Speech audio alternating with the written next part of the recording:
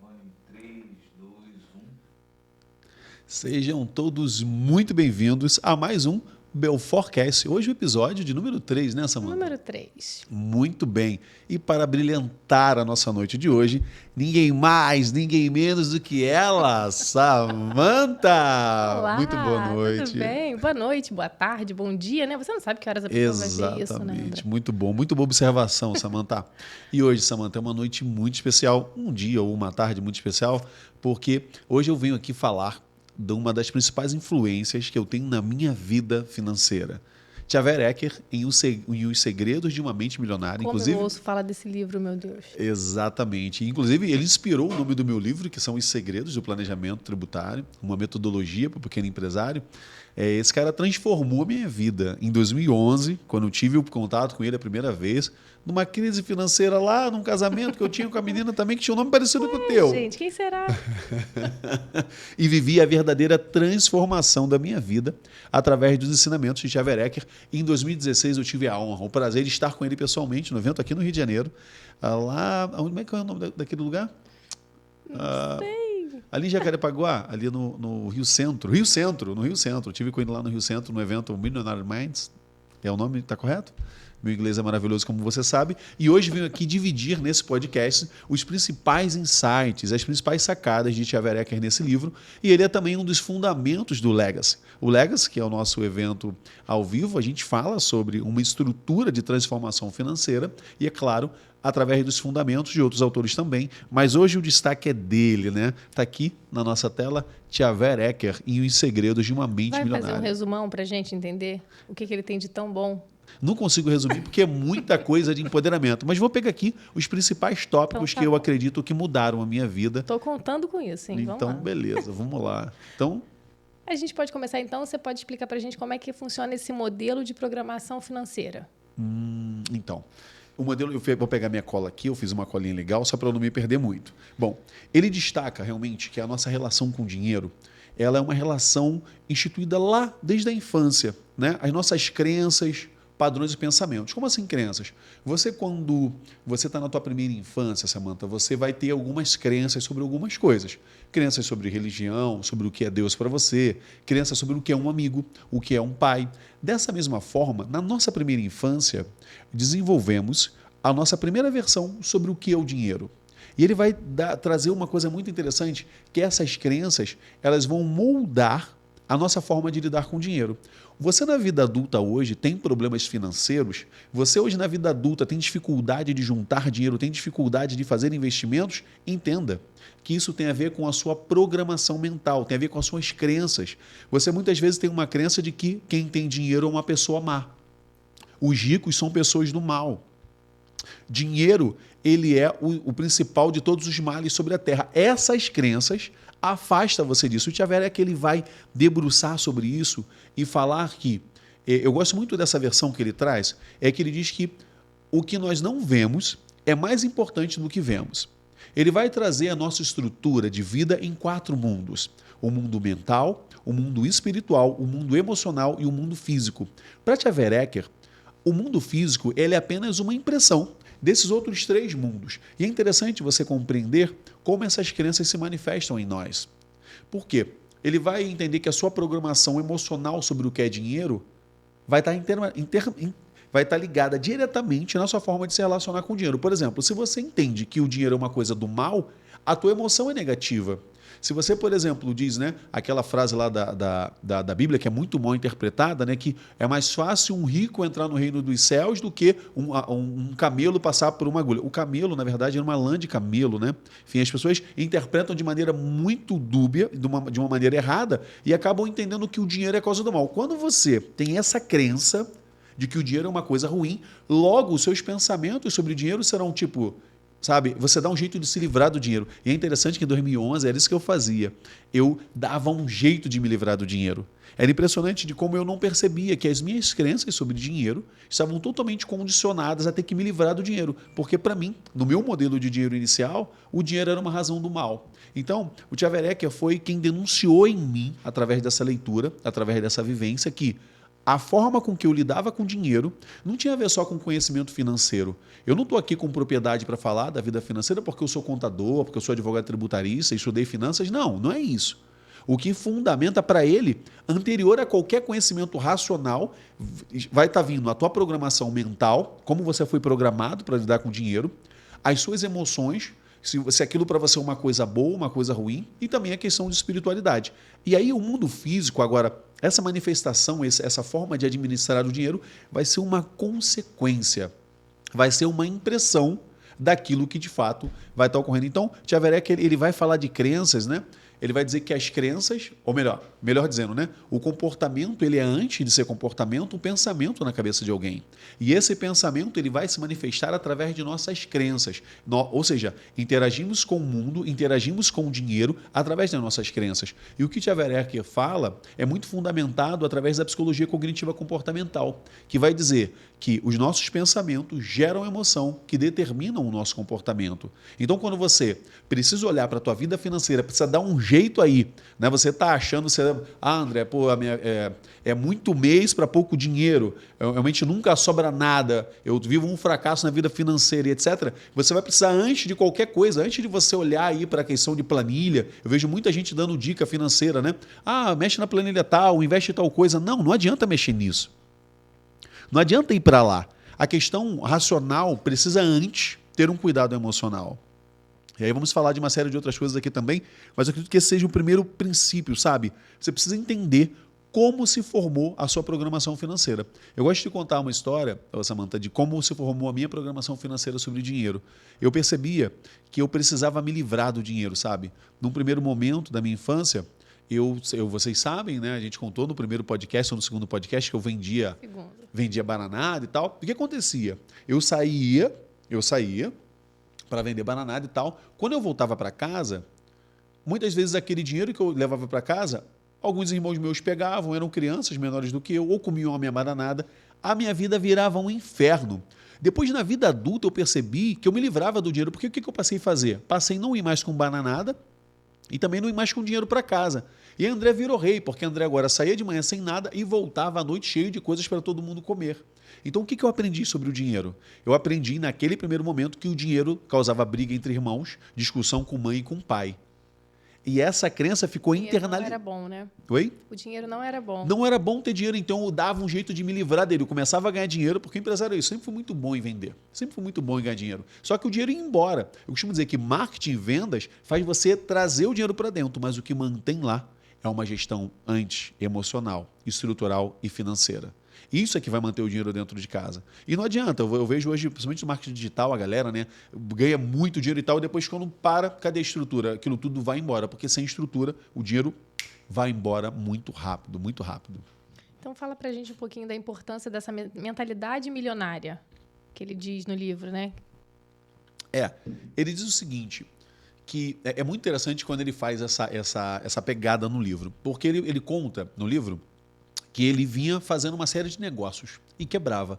Ele sempre acabava do mesmo jeito. E um dia, ele no porão da casa dele, muito triste, muito chateado, um amigo da família, conversando com o pai dele, chegou lá e falou assim, fulano, esqueci o nome do amigo agora, bate um papo lá com meu filho não está muito bem. E ele desceu para falar com o Tia Werneck, ele estava lá, a Tia Werneck olhou para ele falou, Tia Werneck, você sabia que os empresários bem-sucedidos, os homens milionários, pensam mais ou menos da mesma forma?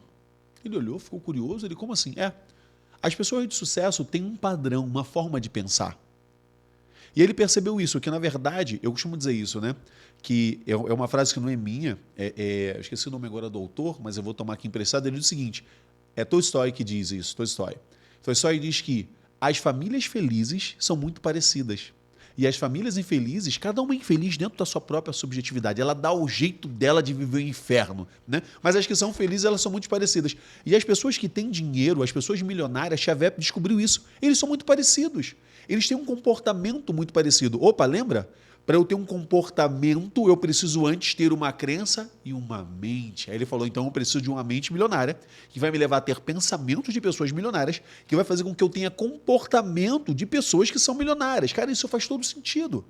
Sabe? Então ele vai dizendo que uma mente milionária para você alcançar o sucesso financeiro, ela é, antes de mais nada, uma reprogramação, já conectando com o ponto anterior de maneira muito interessante. E ele começou a perceber e copiar o modelo das pessoas que eram milionárias. Então, a primeira coisa que ele percebeu, e eu gosto muito disso, foram várias crenças para você mudar a mente milionária, mas uma das principais que ele destaca no livro é autorresponsabilização. Se você está quebrado hoje, se você está quebrada hoje, se você está achando que está faltando dinheiro aí no seu caixa, na sua vida, na sua conta, na viagem que você tem que fazer, entenda que esse resultado... A notícia não é boa que eu vou dar agora.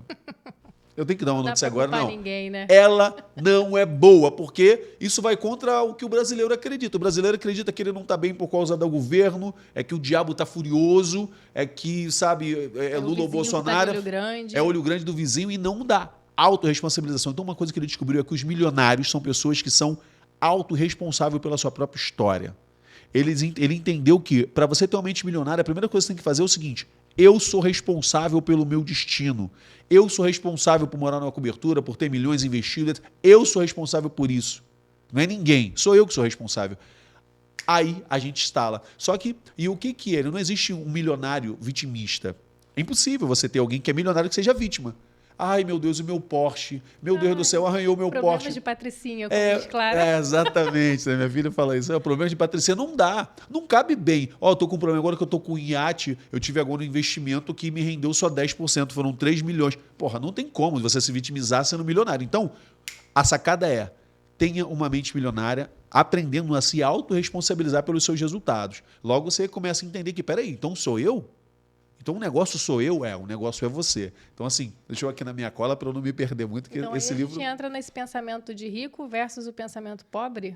Exatamente. Samanta, você está alinhadíssima, hein, Samanta? Você andou lendo Tia Vé, você está alinhadíssima. Samanta, é exatamente isso. Ele vai explorar esses diferentes pensamentos.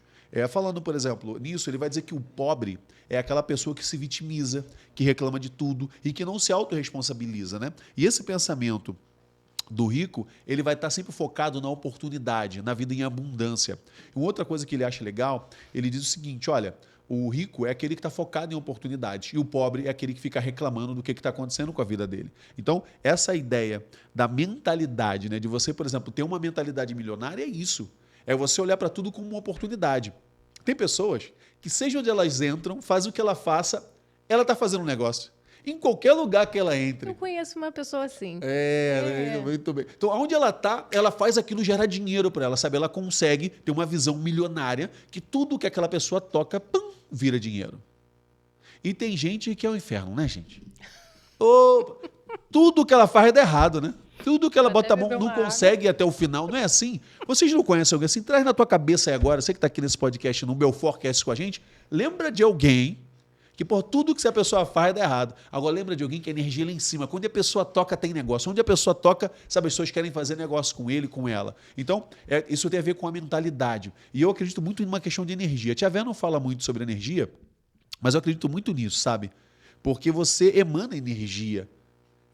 A troca do que acontece, o quanto você acredita, quando você está naquele dia, sabe? Como é que você está? Você está energizado? Olha como é que eu estou aqui agora falando, querendo pular da cadeira, sabe? O nível de energia está ali em cima. Então, eu acredito que esse ambiente de energia positiva, de você buscar o outro, sabe? Um pensamento bacana, é que as coisas de fato acontecem. E as melhores oportunidades acabam acontecendo. Então, focar no que está dando certo, focar nas suas principais habilidades, seria um pensamento de uma pessoa rica, né? E a diferença é que o outro fica botando defeito no outro, fica com inveja. E aí a grande diferença... Algo acontece no som? Tá tudo bem, pessoal? Tranquilo? A grande diferença, ele vai dizer que a grande diferença entre o pensamento do rico e do pobre é que o pobre ele vai estar ali com inveja, né? Um pensamento de inveja. Como assim, André? E é muito complicado, né? Eu não acredito em macumba, não acredito muito em azar, não. Mas eu acredito no olho grande, porque a inveja é foda, assim, sabe? É um grande desafio. Tem aquela história, né? Eu gosto daquela história que o cara contou, o vizinho, né? Pô, com muito sucesso, o vizinho muito feliz. Aí o invejoso falou assim, cara, meu Deus do céu, velho. Pediu a Deus, cara, eu não aguento mais ver o sucesso desse cara. Aí Deus apareceu para esse cara e falou, o negócio é o seguinte, você pode me pedir o que você quiser que eu vou te dar. O que tu quiser, só que eu vou dar o dobro pro teu vizinho. Ele falou, então, me cega de um olho. Então, assim, sabe, é você querer... As pessoas querem te ver bem, mas não melhores do que ela, né? Também tem isso, né? Às vezes você vê pessoas que querem te ver bem, mas não melhor do que ela, porque não estão focados na sua própria história, sabe? Uma mentalidade milionária pede para que você preste atenção em você, sabe? Porra, preste atenção em você, na tua história. Olha o teu comportamento. Gente, na vida, Tia Vera vai dizer isso no livro também. Na vida tudo é resultado. O seu peso é resultado. As suas amizades são resultado. O teu salário é resultado. O valor que você tem na conta é resultado. O que você fala é resultado. Logo, quando ele fala, né, que o que a gente vê é menos importante daquilo que a gente não vê, que ele vai dizer o seguinte: se você não está satisfeito com os resultados que você tem agora, é necessário que você mude essa estrutura. Só que quando você olha para uma mangueira, Samanta, manga dá o quê? Vai dar manga, né? Manga. As pessoas ficam tracando pedra numa mangueira querendo que dê goiaba. Não vai rolar. Não vai rolar. Então o que ele fala? Você tem que mudar as raízes. E as raízes são as suas crenças. Quando você muda aquilo que você não vê, é que você vai conseguir pegar o fruto daquilo que você vê. Então, o que está todo mundo prestando atenção? De como é que está a conta corrente, se sobrou dinheiro, se não sobrou dinheiro, se sabe investir ou se não sabe investir. Esse não é o ponto aqui. É antes, pessoal, é antes disso. Se você não está satisfeito com os resultados que você tem que mudar a estrutura. Você precisa necessariamente mudar a sua base, mudar a sua forma de pensar. E como é que eu mudo a forma de pensar, André? Tem que mexer nas crenças. Eu preciso trabalhar as raízes estruturais para que eu possa mudar o tronco e mudar os frutos. Não fica ali tacando pedra, tentando mudar o fruto, não vai mudar. Isso não vai ser diferente. Então, vamos lá. Baseado nesse pensamento rico, o que você teria para dizer para a gente sobre gerenciamento de dinheiro?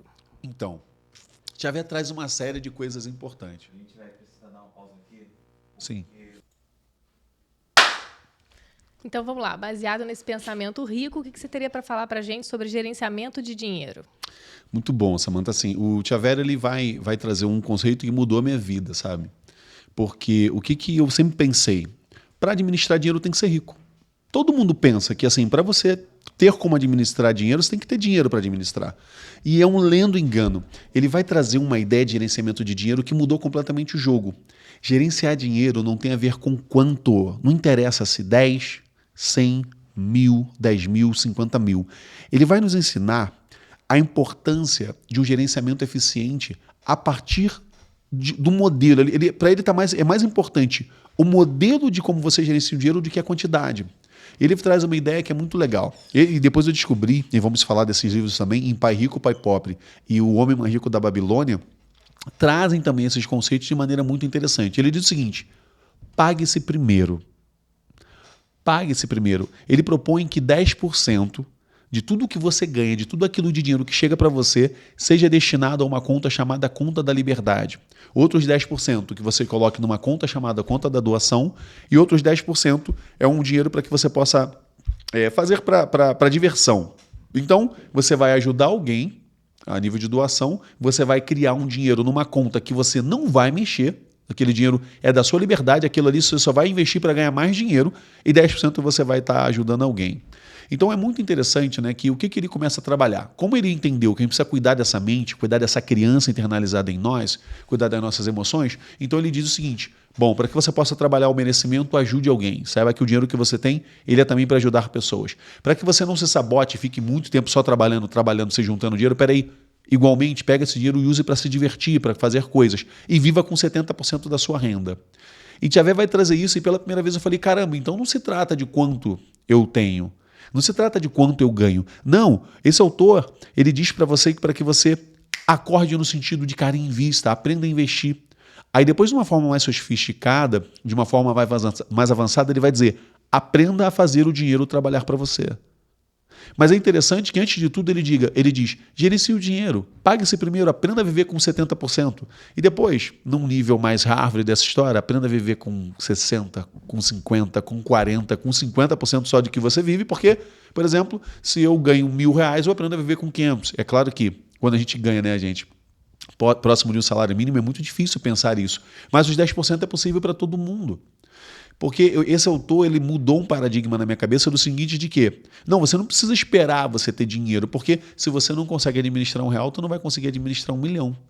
Por isso que você vê, ele traz um exemplo legal, os ganhadores de Mega Sena, pessoas que não tinham nada, vão lá, ganham milhões, depois voltam a não ter nada de novo. Por quê? Não sabe gerenciar o dinheiro. Aqui a gente está numa sala que eu acabei de desligar o ar-condicionado. Por quê? O ar-condicionado está em cima, então o termostato, quando bate lá em cima 26, ele desliga. Ou seja, ele está programado para não subir, não deixar subir mais a temperatura do que isso. E ele vai explicar e vai dar esse exemplo também, que é assim também na nossa vida financeira. É como se a gente tivesse um termostato financeiro. Então, se você está programado para gerenciar até R$ 5.000, qualquer outra coisa você vai dar um jeito de se livrar. Se você está sem dinheiro, eu estava conversando com uma amiga nossa médica, né? Um beijo para você.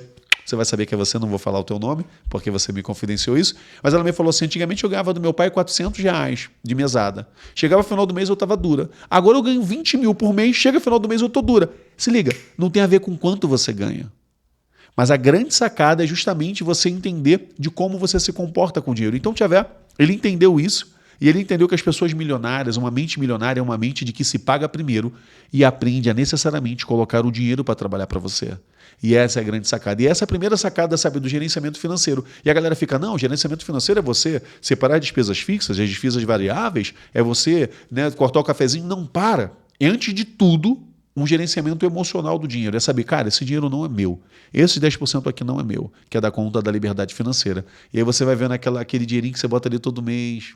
Aí do nada R$ 1.000, do nada R$ 10.000, do nada R$ 100.000. É aquela máxima que você fala no escritório o tempo todo, né? Do jeito que você faz uma coisa, você faz todas as outras coisas. Essa frase também não é minha, mas eu repito isso sempre, porque para mim isso faz muito sentido. Somos programados. Se você olhar agora para o teu guarda-roupa, como é que ele tá? Tá uma zona? Olha para a tua área de trabalho do computador. Tá uma zona também.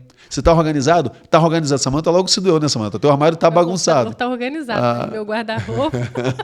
Por quê? Nós refletimos no externo como estamos configurados internamente. E o Tiavé, eu sou psicólogo de formação, e esse cara, ele foi de uma maneira muito profunda na psique humana. Ele estudou muito para falar isso e ele conseguiu falar isso de uma forma muito simples.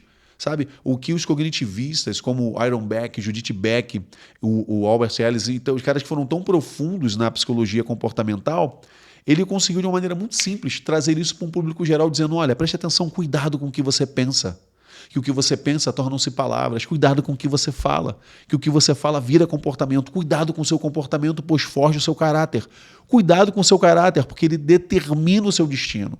Então, o teu destino financeiro, ele é antes no seu pensamento. É ali que começa todo o jogo. E antes ainda, nas suas crenças. E crenças essas que foram determinadas lá na sua infância, na forma com que você começou a interagir com isso. Então, você falou gerenciamento de dinheiro, né? Eu estou olhando a cola aqui para eu não voar tanto. Sabe o que é engraçado? Você está falando aí de Conta da Liberdade. Eu lembro quando você leu esse livro, que você comprou vários potinhos, chamou as crianças e aí colocou em um assim, Conta da Liberdade, no outro, doação. E você fez vários e você fazia eles dividirem o dinheiro, né? Proporcionalmente lá com o que diz o livro.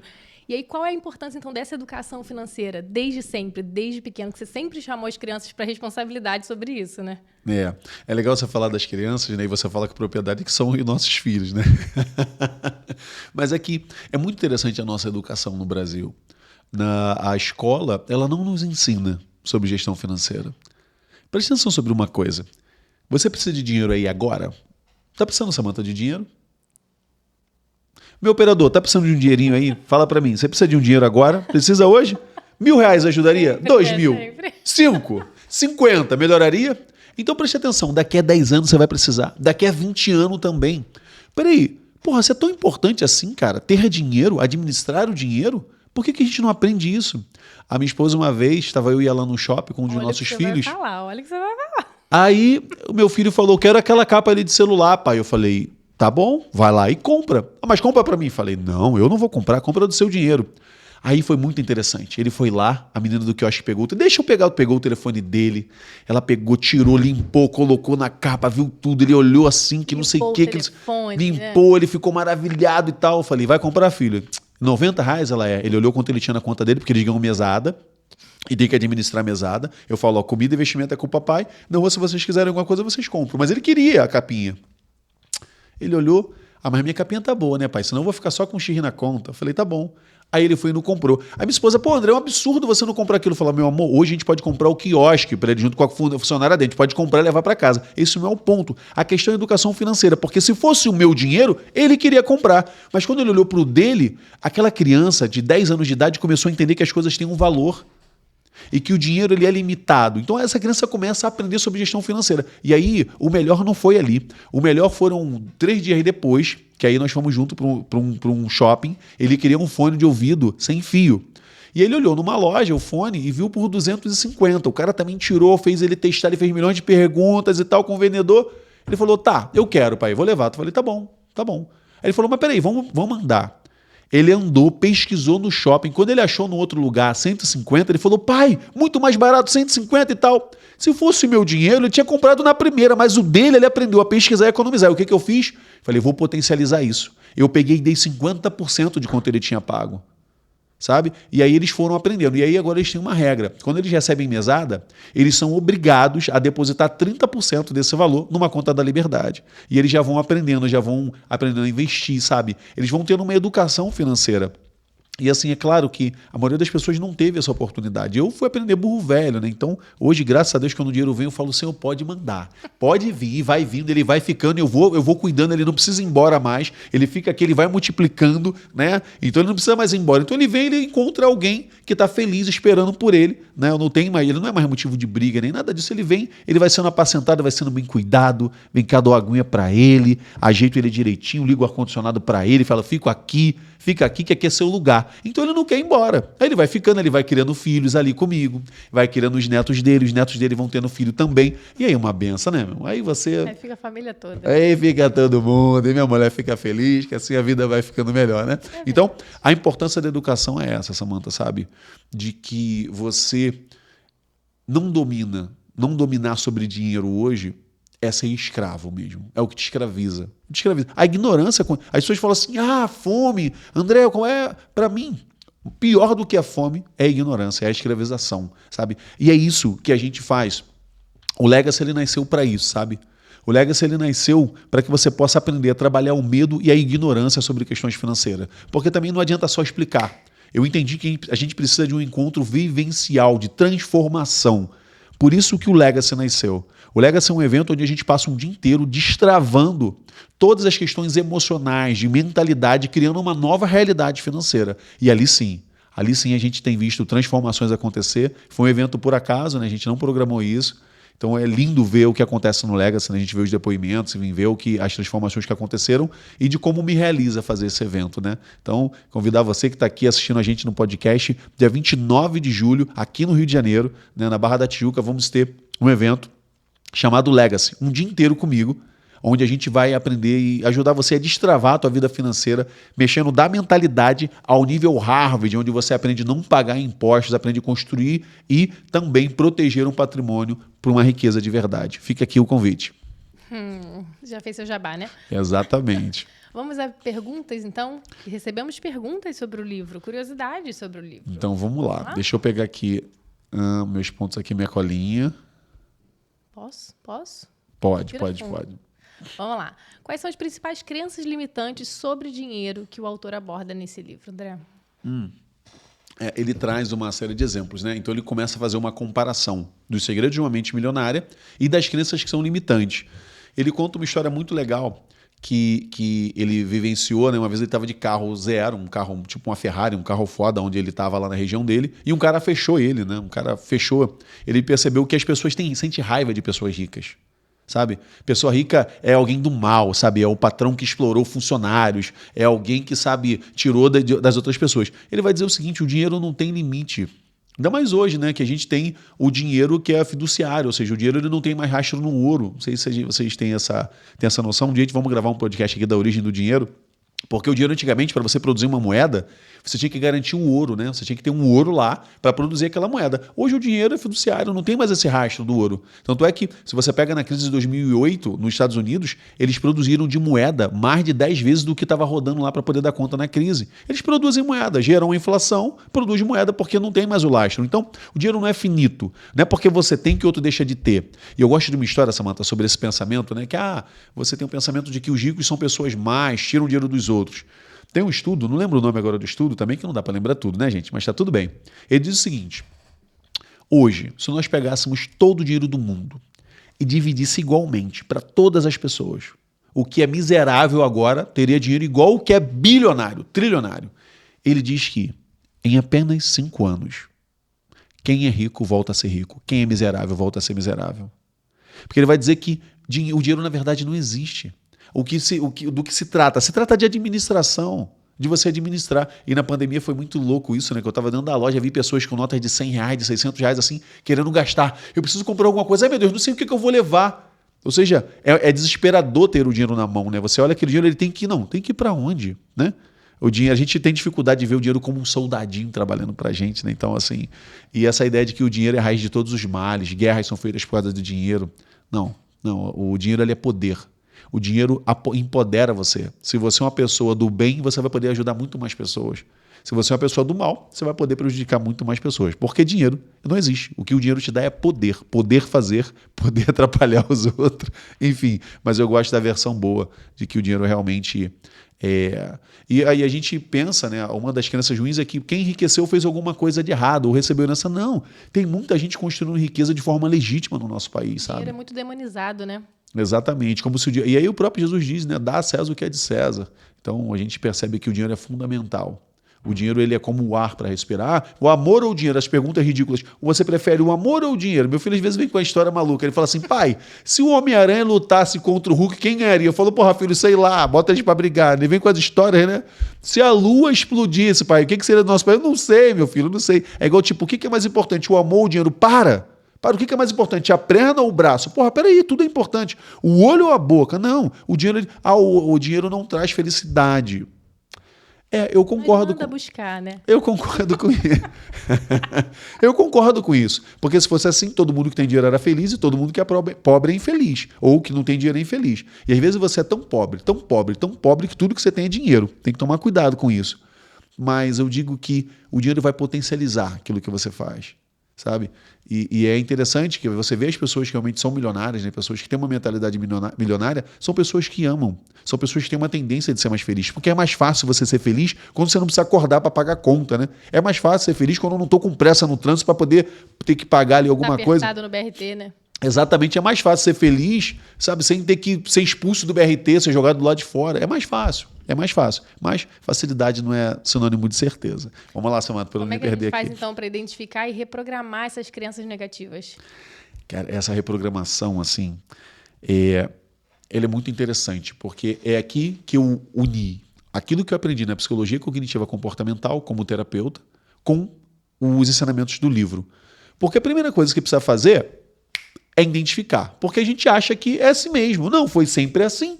Agora você vai mudar? Por que você vai mudar? Não, foi sempre assim, pô.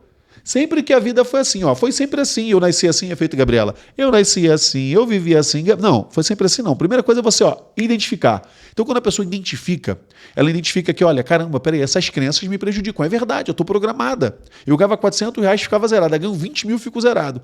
Então, a primeira coisa para você reprogramar é você identificar essas crenças. E quando você as identifica, você começa a entender qual é o sentido delas na sua vida.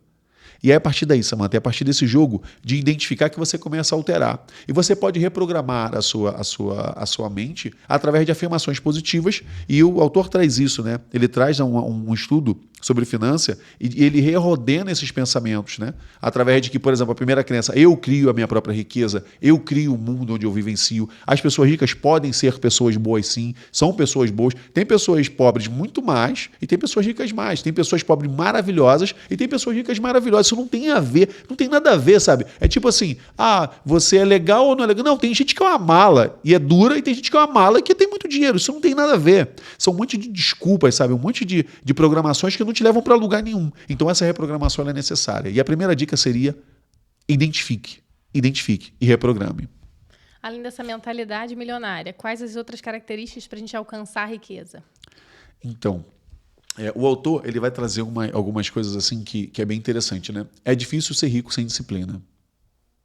É difícil ser rico sem consistência. É essencial isso. Como assim disciplina, André? Porque quando você começa a investir, não tem muito sentido.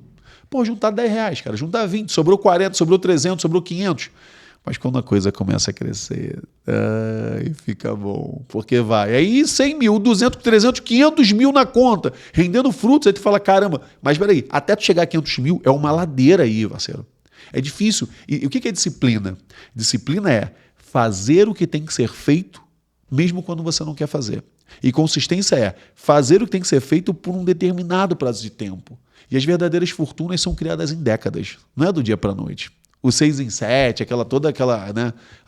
O Érico Rocha fala 6 em 7, né? Ou seja, você vai fazer 100 mil reais em 7 dias. Mas ele mesmo ensina profundamente, isso é uma chamada de marketing. Quando você vai conversar com o Érico, vai ver o método dele, ele fala, muitas vezes são 7 lançamentos, muitas vezes são 2 anos de trabalho e muito investimento para se ganhar 100 mil reais.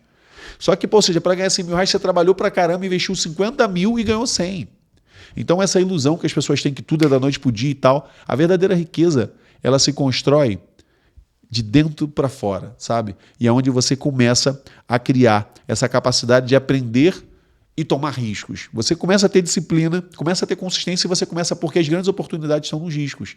E as pessoas falam assim, André, onde é que eu invisto, sabe? Já que eu tenho que aprender aí, que eu tenho que criar essa coisa da disciplina de investimento, eu invisto em quê? O que está dando dinheiro aí? Monta o quê? O risco do seu negócio vai estar em tudo aquilo que você ignora. Por exemplo, eu não posso abrir hoje uma oficina mecânica. Para mim seria um grande risco. Mas para um cara que é mecânico e adora mecânica, não. Eu não posso abrir hoje, por exemplo, sei lá, uma empresa de eventos. Por quê? Porque eu não entendo de programação de eventos, né? Só o Legacy, esse eu entendo, mas outros eventos eu não sei programar evento. Então, o risco vai estar sempre naquilo que você ignora. André, o mercado de ações é muito arriscado? Não. Para o Barça, por exemplo, não é arriscado, risco nenhum, fez fortunas lá dentro. Para o Belfort também hoje não, principalmente se for o Banco do Brasil, enfim, e outras açõezinhas que são lindas lá, que estão rendendo ótimos dividendos. Ótimo. Só que assim, se você não entendesse tudo aquilo que você ignora, é um perigo. Até os relacionamentos. Até mesmo a programação mental que você tem aí hoje. Se você ignora isso, se você não entende isso, você está correndo perigo com seus próprios pensamentos. Porque você está afadado a estar condicionado àquilo que você pensa. Então, acho que você perguntou, é isso mesmo, né? Eu nem lembro o que você perguntou. As características além da mentalidade milionária. Ah, sim. Aí é disciplina, né? Essa capacidade de tomar riscos, persistência. Eu acho que essas são as características que eu poderia destacar aqui. E no livro tem estratégias específicas para economizar dinheiro? Assim, sim. Eu gosto de pensar, uma das coisas que o autor traz é, se você continuar gastando o seu dinheiro com coisas que você não precisa, logo você vai precisar vender coisas que você precisa para dar conta daquilo que você de fato precisa. Então, assim, se você parar para pensar, e aí foi uma análise que eu fiz, né, enquanto psicólogo, era interessante, eu atendia uma família, e eles estavam com um problema financeiro muito sério. E sabia eu que faria isso que eu faço hoje na vida, né? E eu falei com ela, vamos conversar sobre o que é essencial? Ela falou, vamos. E era impressionante como tudo que ela comprava para ela era essencial. Um livro que o filho dela, que estava na faculdade de medicina, ia usar no 10º período, ele tinha acabado de entrar, para ela era essencial. Ela criava urgência na cabeça dela, sabe? Ela, não, ele vai precisar desse livro aqui sim, eu posso não achar essa coleção, por isso eu comprei agora. Eu falei, pô, mas tu tá sem dinheiro para compra do mês, tu comprou esse livro? Então, você comprar pelo impulso, o consumo, né? E aí eu costumo dizer que tem uma versão aqui, eu não sei se eu devo falar, Samantha. Não sei se eu devo falar essa versão. Agora fala, né? Não sei. Já começou, não gosto de fofoca pela metade. Eu não sei, mas eu vou falar. Então eu vou falar. Já que tu insistiu, eu vou falar. É o seguinte. O que é a pobreza, assim, no seu ápice? É você comprar o que você não precisa com dinheiro que você não tem para mostrar para pessoas que você não gosta. Pô, a gente vê isso direto, sabe? Não tem nenhum problema você comprar um carro. Então, André, eu vou economizar, não vou comprar um carro? Porra, pode comprar um carro, desde que seja um carro que caiba na tua realidade. Agora você vai comprar um carro para mostrar para mim que você tem carro? Você vai se mudar, aí você vai para um lugar que você, na verdade, não tem nenhuma intimidade com aquele lugar, aquilo não tem a ver com a tua história, você só vai se mudar porque você quer mostrar para alguém. Aí fica caro. Não tem nenhum problema se você falar, não, eu vou, sabe, parar então de comprar. Não para de comprar, até porque você não vai conseguir. Lembra que eu falei? Você precisa de um comportamento a longo prazo. Se você parar de comprar, parar de viver, você não vai conseguir manter esse comportamento, você vai se sabotar. Então você precisa cuidar disso. Vai morar onde você quiser, compra o carro que você quiser, desde que você consiga uma administração para isso. Em Pai Rico, Pai Pobre, nós vamos falar sobre coluna de ativos, que são os ativos que tem que pagar. Então uma dica seria... aprenda a investir em ativos e gaste menos com passivo, né? Passivo é tudo aquilo que tira dinheiro de você. Um carro pode ser um passivo, pode ser um ativo. Se o carro é só para passeio, é um passivo, irmão. Tem um ativo para pagar. Agora, se tu usa o carro para trabalhar, ele é um ativo, porque ele leva dinheiro para você. E tem pessoas que são ativo em pessoa, né? A pessoa é o ativo. Onde ele está, faz... E tem pessoas que é o passivo em pessoa. porra, inventa tudo para gastar, é impressionante. Tudo usa para gastar dinheiro, né? Então, enfim, Samantha, que bom que você está aqui nesse podcast comigo, hein? Amém, Senhor. Exorciza aqui, né? Que, ó, esse podcast aqui para mim já valeu, hein? Porque ela está aqui na minha frente, tá atentíssima aqui. E você melhorou muito, né, meu amor? Graças a você, graças à tua reeducação hoje. Não tem um histórico muito bom, né? Mas graças a essa reeducação e você tem prestado muita atenção em tudo que a gente tem falado, você tem levado aí, tem permitido a nossa vida, né, ser próspera, porque senão não adianta eu fazer rios de dinheiro se tu gasta tudo, né? Então, graças a Deus você tá aí disciplinada agora. Não tem excesso, mas tá disciplinada. Vamos lá, a gente já falou do pensamento rico e pensamento pobre, então vamos... Como podemos desenvolver uma mentalidade de abundância e superar o medo de escassez? Tá. Assim, é o medo de não perder, né? O medo de escassez se às vezes, eu gosto daquela história, né? O pobre diz, eu não tenho nada. Quando vem a enchente, ele diz que perdeu tudo. Então tem essas coisas. Eu gosto muito de uma técnica, e aí vai ter de novo, né, a psicologia nesse jogo, que é a psicologia positiva. Falar sobre gratidão, né? A gente acaba não entendendo o que a gente está fazendo aqui nessa vida. A gente acaba não entendendo qual é o jogo de verdade que a gente está jogando aqui. A gente vive como se nunca fosse morrer. Dalai Lama acho que falou isso, né? E morre como se nunca tivesse vivido. A gente acaba não entendendo que o maior risco que a gente toma nessa vida é estar vivo, cara. Sabe? Esse é o maior risco que a gente toma. Então é bom que você consiga desenvolver uma gratidão com tudo aquilo que você tem, sabe? E a forma de você tomar risco de maneira segura é você estudar sobre aquele empreendimento, sobre aquele investimento que você vai fazer. E aí você pode criar metas. E eu gosto de assim, Samantha, começa pequeno. Quem nasce gigante é monstro. Começa pequeno, seja lá o que você vai fazer para investir. Seja uma empresa, investir em ações na bolsa para ganhar dividendos, em imóveis, não interessa, sabe? Isso aí é o como, isso aí é o quê. O que tu vai fazer não interessa, agora como interessa. Começa pequeno, tome riscos pequenos, sabe? Seja grato pelo que você tem, porque não adianta você querer mirar, eu quero ter uma Ferrari. O que você tem? Eu ando de bicicleta. Porra, não adianta, você precisa mirar. Vai primeiro para um Fusca, né? Você vai mirando, crie metas alcançáveis, e aí você vai conseguindo, através disso, criar uma estrutura para que você possa ir tomando um risco de cada vez, né?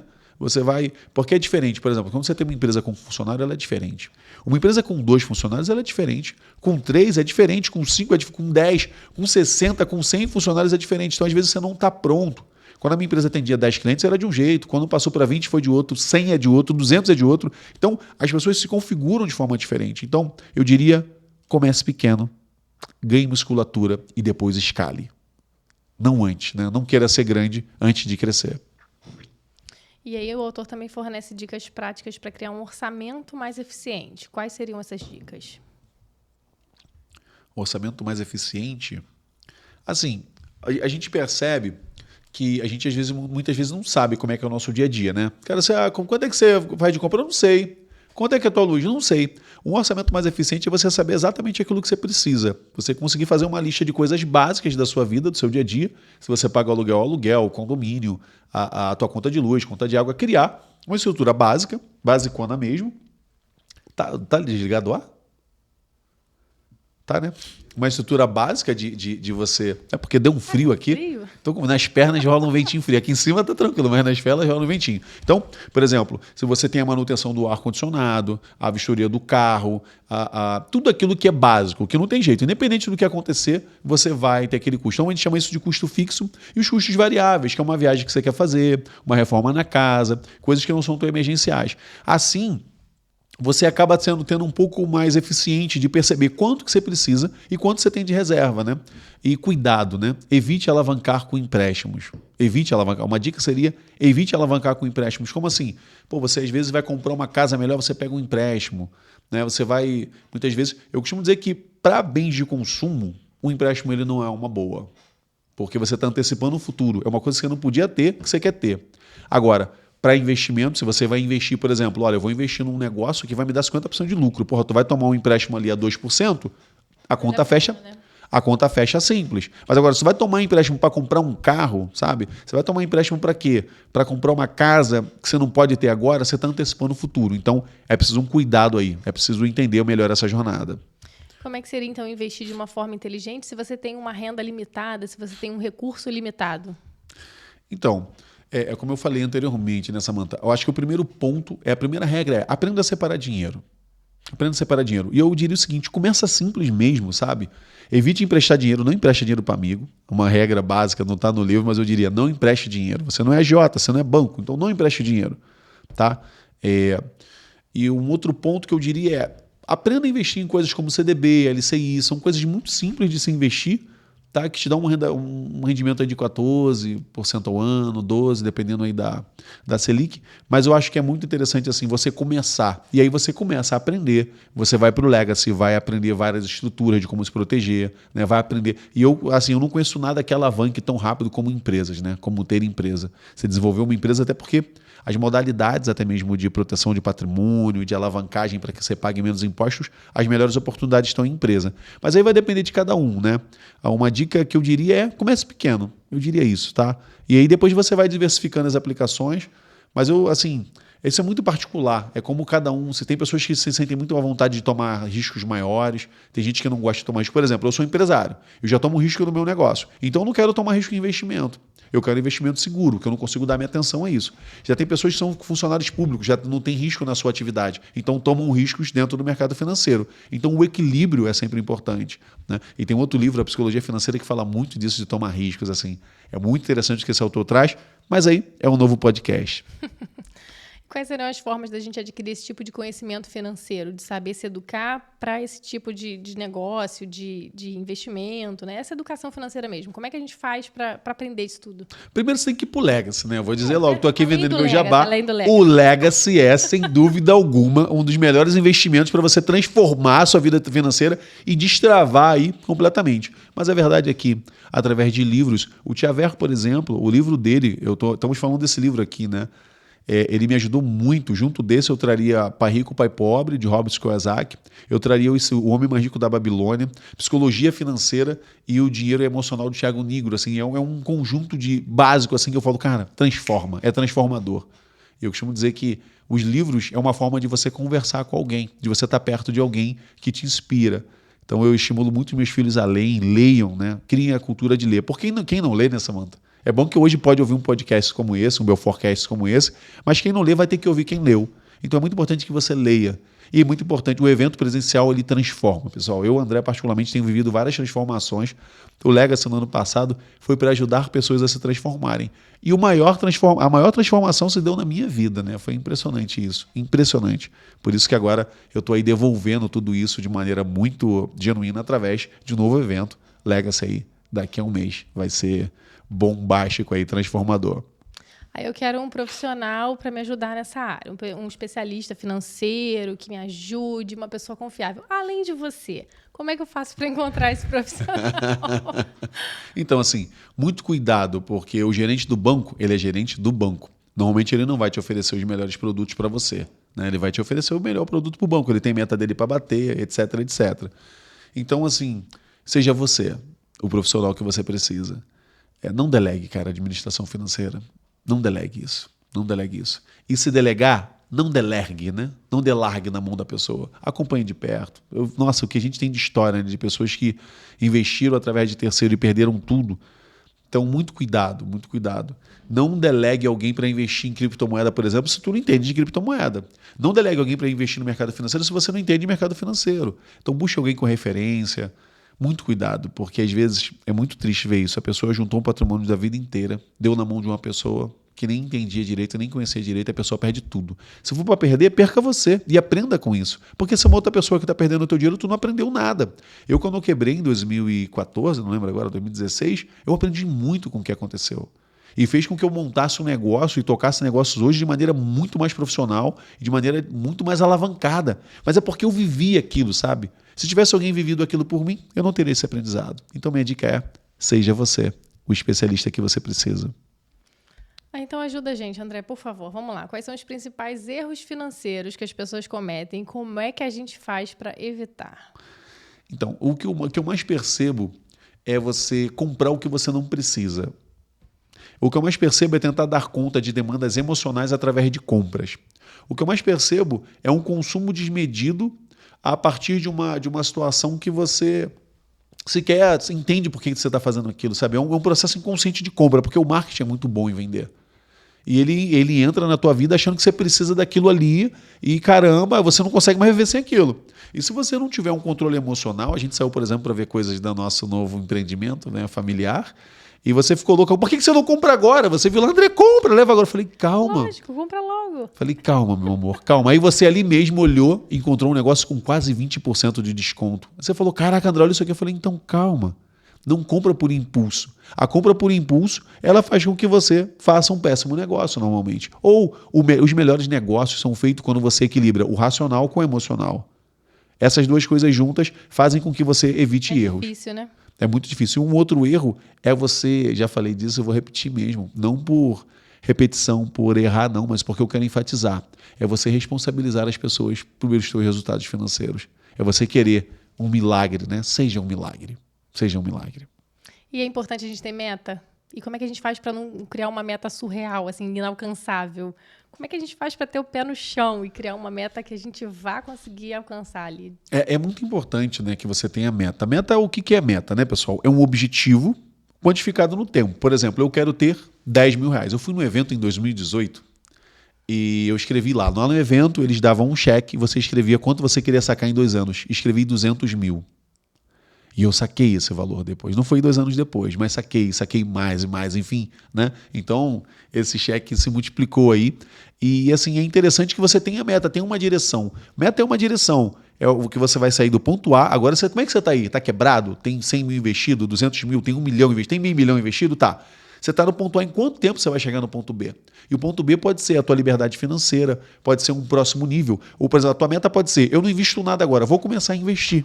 100 reais por mês, sabe? Gerem um compromisso. Meta é um compromisso de você com você mesmo. E é bom que você crie metas alcançáveis e que você possa mensurar o quanto você alcançou daquela meta. Aqueles 200 mil foi batido e depois outros valores foram sendo batidos. Então eu tinha uma referência, sabe? 200 mil. É o que o meu termostato naquele momento eu vou ter 200 mil. Hoje o meu termostato está jogando outro jogo. O meu termostato está em alguns lugares que eu prefiro nem dizer agora, né? Enfim, um pouquinho mais quente, né? eu prefiro não dizer. Mas o meu termostato mudou muito. E aí, peraí, e aí você começa a ter outras metas. Minha meta não é mais 200 mil. Não há algum tempo, né? Minha meta são outras metas. Então, peraí, como é que é isso, André? A importância de ter meta é a importância da direção, para que você possa ir percebendo o que você tem que fazer. Por exemplo, se é 200 mil que eu queria ter, eu precisava de um negócio que me desse 200 mil reais. Se são 5 milhões, eu preciso de um negócio que me dê 5 milhões. Então, a tua meta ajuda você a alinhar o seu comportamento com o que você está buscando fazer. Então ensina, por favor, como é que a gente faz para vencer a procrastinação, para a gente ir em direção a essa liberdade financeira? É difícil. Eu sou muito procrastinadora. Muito. Isso está no livro? Se não tiver, você vai responder tá, agora. Tudo bem. Eu gosto, a procrastinar, assim, todo comportamento para ele se manter ali. Vamos sair de Tchavé e vamos em Skinner e Pavlov. O comportamentalismo, né, o behaviorismo, ele vai dizer que para um comportamento se manter, ele tem que ser reforçado. Por que procrastinar é gostoso? Ficar na cama até um pouquinho mais tarde. Tem um benefício ali, não tem? É mais gostoso.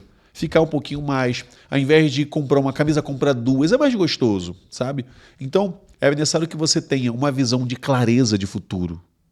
É necessário que você tenha um propósito. Porque essa clareza de futuro e um propósito bem definido vai permitir que você consiga adiar esse benefício temporário para uma jornada, sabe? Que tenha muito mais a ver com o teu propósito. É como ir para academia, né? Às vezes você quer ir para academia, mas você fala, caraca, é muito mais gostoso ficar no sofá. Mas a qualidade de vida, sabe, todo o ânimo que você vai ter indo malhar, ele precisa ser superior àquele benefício de você ficar ali. Então, uma forma de você não procrastinar é você conseguir olhar para o teu futuro e conseguir enxergar ele de uma maneira diferente. Porque se você não tiver essa visão de futuro, não tiver essa clareza, vai ser muito difícil se mexer. Porque dói, porque é difícil. É muito difícil você estar morando numa casa que você percebe que é tudo feia, tudo esquisito, e já podendo estar numa mansão, numa cobertura, sabe? E esperar a hora certa de fazer aquilo, ter essa estrutura. Eu sei, não é fácil. Não é fácil. Mas quem disse que também ser duro pra caralho e ficar muito enrolado é fácil? Então tu vai ter que escolher qual difícil que você vai viver. Qual difícil você vai viver? Então você tem que entender que tipo de difícil você quer. Então o difícil de procrastinar, o Bernardinho fala que a disciplina tem 2 dores. Uma dor do treino, que é aquele que vai te aproximar da sua meta, e a dor de não treinar. Todo dia que você não treina é um dia mais longe dos teus objetivos. E todo dia que você procrastina, você está adiando ali as tuas possibilidades, está adiando o seu sucesso financeiro, enfim, aquilo que você quer conquistar. O livro faz essa relação, né, entre sucesso financeiro e felicidade. Como é que a gente equilibra isso? Então, cara, isso é muito louco. As pessoas tipo, o que é mais importante? O olho ou a orelha? O peito esquerdo ou direito? Pega onde? A bunda? Peraí, cara, mas peraí, como assim? Dinheiro ou felicidade? Porra, como assim? Outra coisa. Essa é uma mentalidade pobre, assim. Ou uma coisa ou outra. O rico sabe, eu posso ser as duas coisas. Como não?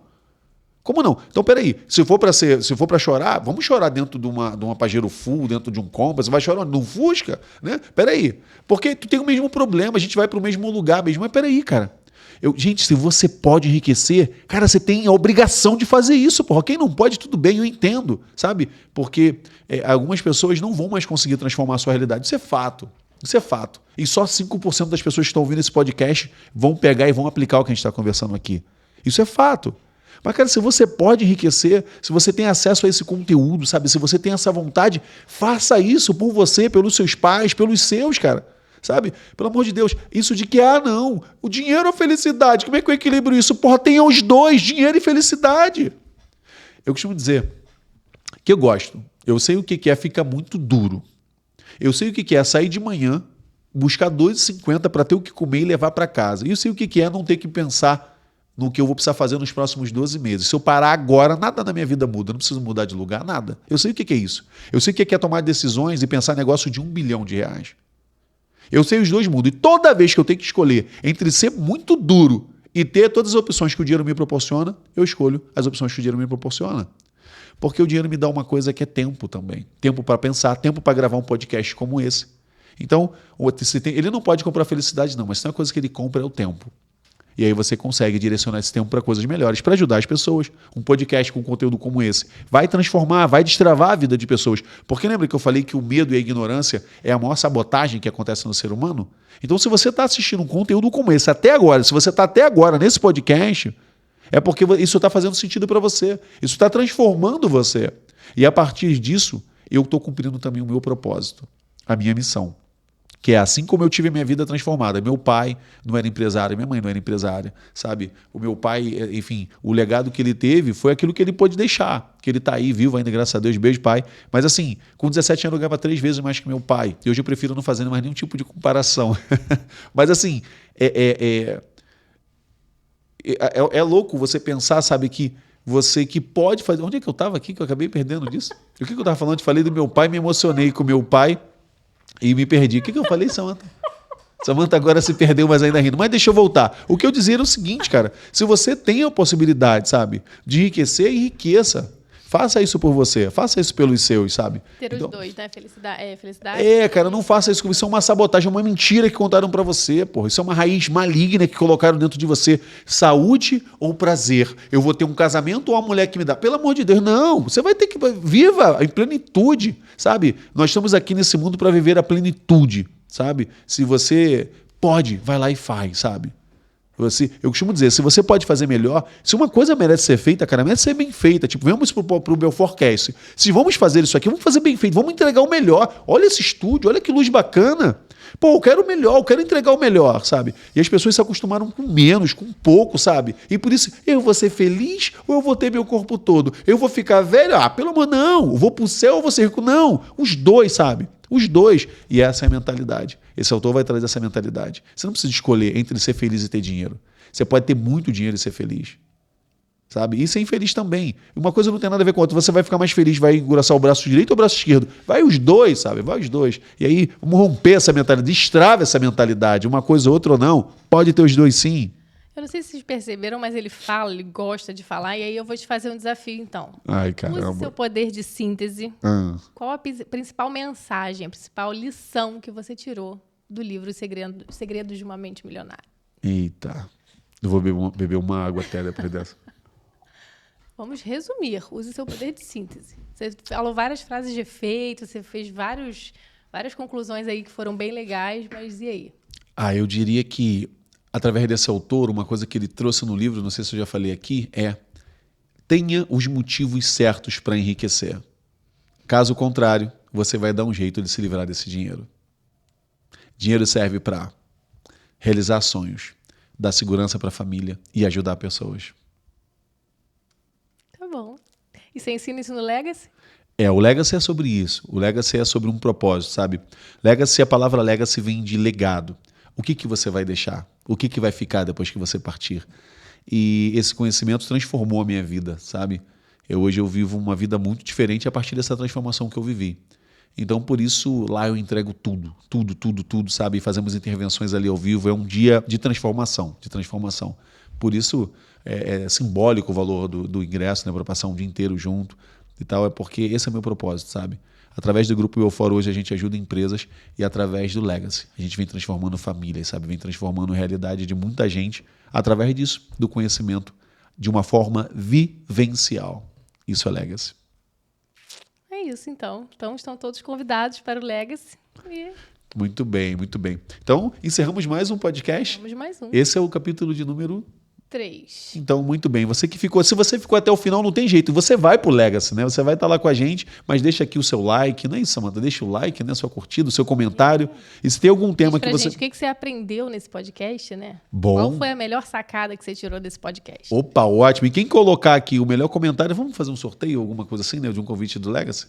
Para estimular as pessoas a escreverem. Então, se você ficou até o final e está aqui pegando esse bizu, deixe uma mensagem aqui no final do podcast, no final desse vídeo, para que a gente possa estar até fazendo um sorteio para sortear um convite para você, para que você possa estar no Legacy com a gente. E muito obrigado por ter assistido até o final. Bom, e vejo vocês no nosso próximo podcast. Samanta, obrigado mais uma vez. Obrigada. Abrilhantando a nossa noite.